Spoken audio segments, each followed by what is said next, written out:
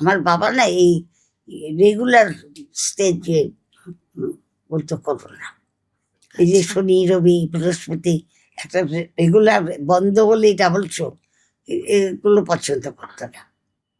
বাবার খুব একটা মত ছিল না, তারপরে যাই হোক দিল, মত দিল।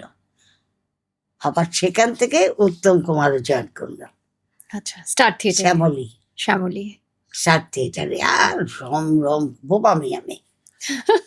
সে আচ্ছা। কত ফরেন থেকে কত ডেলিগেটস এসে সবাই দেখে আমাকে কত আসছে, রাশিয়া থেকে এসে সবাইকে নিমন্ত্রণ করে দেখানো হয়েছে।